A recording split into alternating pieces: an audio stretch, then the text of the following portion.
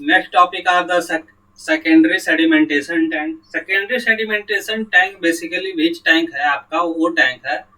इसमें क्या होता है, जो भी ट्रिकलिंग फिल्टर या तो आपका एएसपी एक्टिवेटेड स्लज प्रोसेस से जो भी वाटर निकलेगा, सीवेज वेस्ट निकलेगा, उसको आपका फिर भेज दिया जाएगा। कहाँ भेज दिया जाएगा?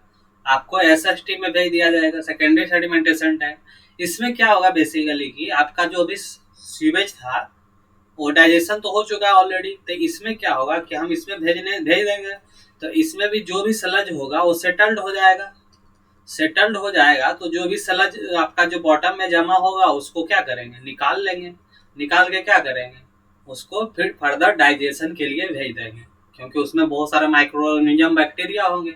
और ऊपर वाला जो पानी होगा उसको आउटलेट की तरह निकाल लेंगे और उसको आपका डिस्पोज ऑफ कर देंगे रिवर उवर में आपका।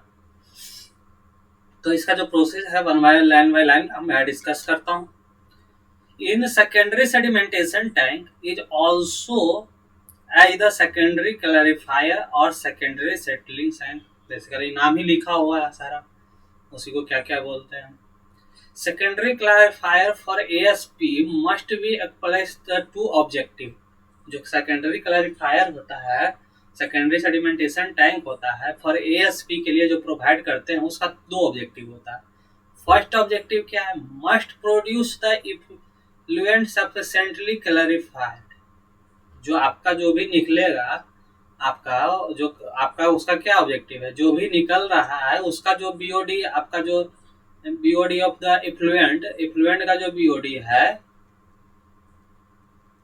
इफ्लुएंट का उसका जो है नॉर्म्स के हिसाब से होना चाहिए। जो इंडियन स्टैंडर्ड आपका जो है नॉर्म्स, उसके हिसाब से होना चाहिए कि रिवर में फेंकने के लिए कितना बीओडी चाहिए, उससे ज़्यादा नहीं होना चाहिए, और लैंड पे फेंकने के लिए और सी पे फेंकने के लिए उससे ज़्यादा। तो वो जो क्राइटेरिया वो सेटिस्फाई करना चाहिए। कह रहा है कि they must be produce the effluent sufficiently clarified and they must concentration of the biological solid minimized and the quantity of the sludge must be handled। ये सब होना चाहिए।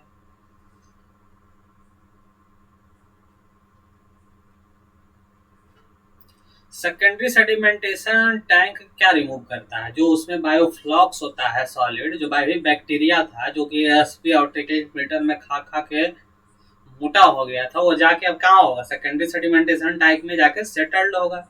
बायोफ्लॉक्स उसको सॉलिड बोलते हैं, बैक्टीरिया जो होता है उसको बायोफ्लॉक्स सॉलिड बोलेंगे, वो जाके आपका सेकेंडरी सेडिमेंटेशन टैंक में सेटल्ड होगा। The design on the basis of the किस कॉन्सेप्ट क्राइटेरिया पे करते हैं डिजाइन आपका secondary sedimentation, solid loading rate और ओवरफ्लो रेट, इसको हाइड्रोलिक लोडिंग रेट भी बोलते हैं। तो कितना सॉलिड कंटेंट है उस बेसिस पे डिजाइन करेंगे, और आपका हाइड्रोलिक लोडिंग रेट कितना है उस बेसिस पे डिजाइन करेंगे। In the secondary sedimentation tank hinder और जोन सेटलिंग अकर। इसमें क्या होता है, ऑलरेडी मैंने पिछले प्रीवियस लेक्चर में बता चुका हूँ, बार बार मैं रिपीट करूंगा। इसमें क्या होता है, सेकेंडरी सेडिमेंटेशन टैंक में हिंडर्ड और जोनल सेटलिंग होता है अकर बिकॉज बायोफ्लॉक शॉर्टली और क्लोज इनफ क्लोज होता है, इसलिए आपका क्या होता है, हिंडर सेटलिंग होता है। एक दूसरे के वेलोसिटी जोन को इफेक्ट करता है, ओवरलैप करता है, उसको हिंडर सेटलिंग बोलते हैं, already discuss. The settling particle result in significant upward displacement of the water. जो भी पास सॉलिड होगा, पार्टिकल होगा, बायोफ्लॉक पास होगा, तो क्या होगा, वो उससे जो पानी निकलेगा ऊपर की ओर आपको सिग्निफिकेंट वेलोसिटी शो करेगा। तो दिखेगा कि पानी ऊपर की तरफ मूव कर रहा है, सॉलिड नीचे जा रहा है, तो वो शो करेगा। The particle maintain relative position with respect to each other, whole mass of the particle settle as a unit zone, इसीलिए उसको जोन सेटलिंग बोलते हैं। इसमें क्या करता है, एक पार्टिकल दूसरे पार्टिकल के वेलोसिटी जोन को ओवरलैप करता है। तो होता है ऐसा कि एक पर जो बड़ा पार्टिकल है वो अपने साथ छोटे पार्टिकल को भी खींच के लेते जाएगा अपने वेलोसिटी जोन से नीचे। तो ऐसा उससे दिखता है कि वो जोनल सेटलिंग हो रहा है, एक ही जोन में सारा पार्टिकल जो था वो साथ साथ सेटल हो रहा है, इसलिए इसको क्या बोल देते हैं, हम जोनल सेटलिंग बोल देते हैं। एक दूसरे को अपने साथ वेलोसिटी जो इतना ज़्यादा पार्टिकल होता है कि एक दूसरे के वेलोसिटी जोन को इफेक्ट करने लगता है। इसका कोई वेलोसिटी जोन ये ऐसे था तो बगल वाला पार्टिकल इसके वेलोसिटी जोन में आके इसी के साथ बहने लग जाता है नीचे। तो बोल देता है कि आपका जो होल पार्टिकल था वेलोसिटी और ओवरलैप देन आपका हो गया आपका ये क्या है whole mass particle settle as a unit zone, इसीलिए इसको जोनल सेटलिंग बोल देते हैं। Hinder settling zone concentration of the particle increase from top to bottom. अब जैसे नीचे नीचे जाते रहेगा सारा पार्टिकल एक दूसरे से जुड़ता जाएगा तो आपका concentration of the particle up to down जाने पे सेकेंडरी सेडिमेंटेशन टैंक में value concentration of the particle बढ़ता जाएगा। लीड टू आपका बॉटम तो इंक्रीज होते जाएगा तो उसे lead to thickening of the sludge. उसे क्या कहते हैं थिकनिंग ऑफ द स्लज की थिकनिंग क्या हो रहा है वाटर अलग हो रहा है। Such secondary clarifier zone settling occur design on the basis of the solid loading rate, a check for surface overflow rate या hydrolytic loading rate। Already discuss आपका कर रहे हैं कि जो भी सेकेंडरी सेडिमेंटेशन टैंक है वो सॉलिड लोडिंग रेट पे डिजाइन करेंगे और ओवरफ्लो रेट के लिए डिजाइन करेंगे, चेक करेंगे। वो ये सारा डाटा आपका दिया हुआ है कि कितना ओवरफ्लो रेट होना चाहिए और सॉलिड लोडिंग रेट कितना होना चाहिए और डेप्थ कितना होना चाहिए, डिटेंशन टाइम कितना होना चाहिए। अगर सेकेंडरी सेडिमेंटेशन टैंक फॉलो कर रहा है और टिकलिंग फिल्टर के साथ है सेकेंडरी सेडिमेंटेशन टैंक लगा हुआ तो आपका ये क्राइटेरिया होगा। एवरेज फ्लो आपका इतना हो जाएगा 15 से 25। अगर एएसपी कर रहा है एक्सक्लूडिंग आपका एक्सटेंडर है एक्सटेंडेड एरिएशन सिस्टम तो आपका 15 से 35 हो जाएगा। Secondary sedimentation tank for extended aeration tank उसके लिए ओवरफ्लो रेट इतना हो जाएगा। आप मन में तो पढ़ लो एक बार, कन्वेंशनल में काम नहीं। The detention time of the time in the secondary sedimentation tank is small, otherwise denitrification will be occur to be involved. Denitrification should be not occur।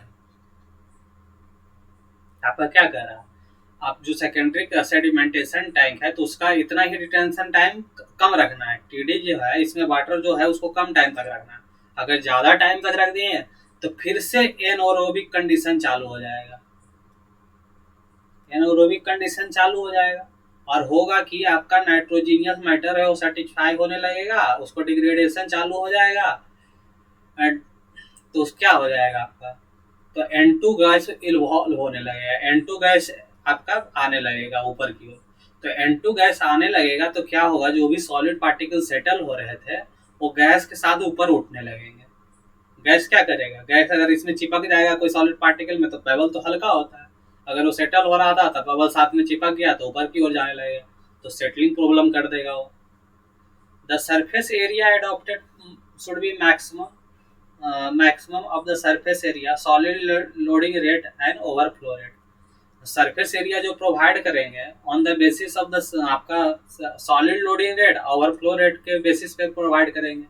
जो सरफेस एरिया निकाल रहे हैं एवरेज सरफेस एरिया, डिस्चार्ज अपन क्या कर रहे हैं overflow rate, और एरिया का क्या कर रहे हैं क्यू नॉट इंटू रिसर्कुलेशन वाला क्यू आर इंटू एक्स, उसका जो बीओडी कंसंट्रेशन क्या है divided by solid loading rate से जो आएगा आपका एरिया उन दोनों में जो मैक्सिमम होगा उसी को प्रोवाइड करेंगे सरफेस एरिया को।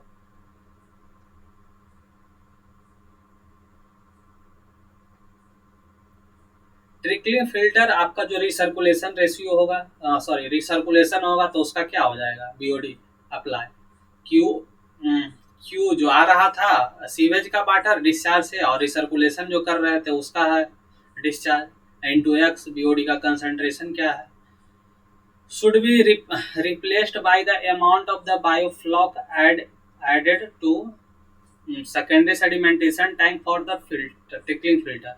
The value of the surface area obtained is the check for the peak condition also because under the peak condition कर रहा है चेक करेंगे to done only when few equalization chamber are not provided। उसमें कर देंगे surface area जो भी ओबिटेंड कर रहे हैं उसके चेक फॉर पीक कंडीशन के लिए कर लेंगे, जो पीक फ्लो था उसके लिए हम चेक कर लेंगे। बिकॉज क्या करा है, because under peak condition efficiency में बी रिड्यूस। अगर पीक फैक्टर क्या होता है, maximum discharge by average discharge को ही पीक फैक्टर बोलते हैं। तो पीक फ्लो कंडीशन में के लिए हम चेक कर लेंगे, क्योंकि आपका जो अंडर पीक फ्लो कंडीशन में आपका जो एफिशिएंसी ऑफ द टैंक है वो रिड्यूस हो जाए, क्योंकि बहुत सारा जो वाटर जल्दी जल्दी पास करने लगेगा तो मे भी चांसेस है कि पार्टिकल को सेटल होने का कम मौका मिले। तो आपका the suspended solid in secondary sedimentation tank light weight thus make the markable influence by the current. Thus the secondary sedimentation tank considers the length of the overflow it is liable to reduce the velocity, hence the check for the beer overflow rate should also be done. ये सब पढ़ लो आप। The beer overflow rate आपका इतना होगा and discharge इतना होगा and length should be not discharge per unit length आपका 185 मीटर क्यूब पर मीटर है, से ज़्यादा नहीं होना चाहिए। Secondary saturation with ASP bear overflow rate इतना जरूरत नहीं है।